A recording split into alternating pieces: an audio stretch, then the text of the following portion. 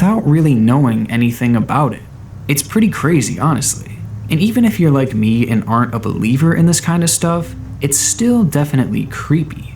Plus, stripping everything else away from this does qualify as the promotion of self-harm. I understand that it's on a very small scale, but at the end of the day, that's still what this boils down to.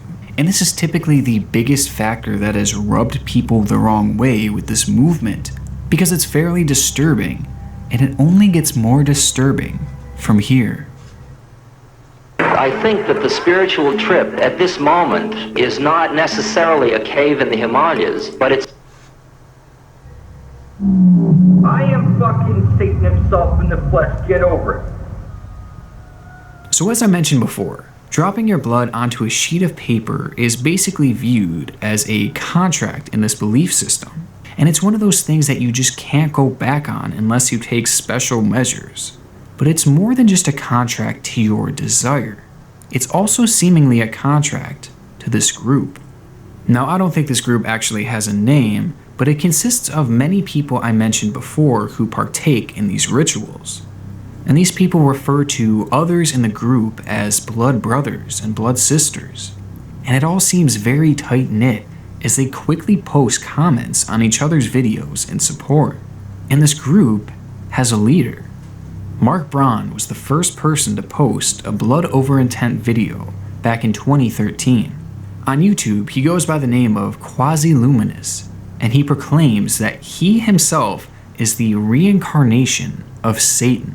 He began this movement and has since encouraged others to join him in sacrificing their blood for intent.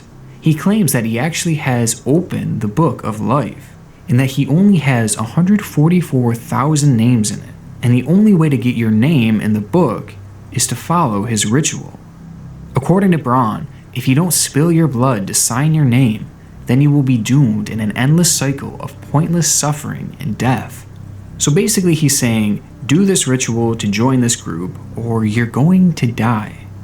And taking everything we know about this into perspective, if you perform the blood over intent ritual, you are in turn signing a contract with Satan, or someone who claims to be him. So it appears that Mark has predicted some type of apocalyptic event, and the only way for you to survive is to sign that phrase that I had mentioned earlier, and drop your blood onto it. This in turn supposedly manifests your desire to survive, and proves to Satan that you are living.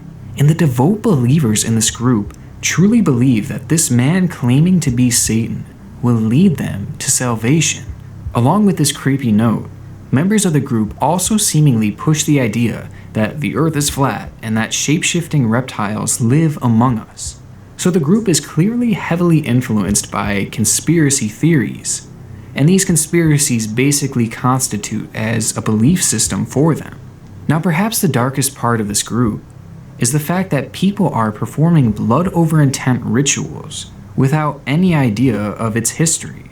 They are doing these rituals because they are desperate to manifest their desires, yet they have no idea that they are also signing a contract to apparently join Satan's group.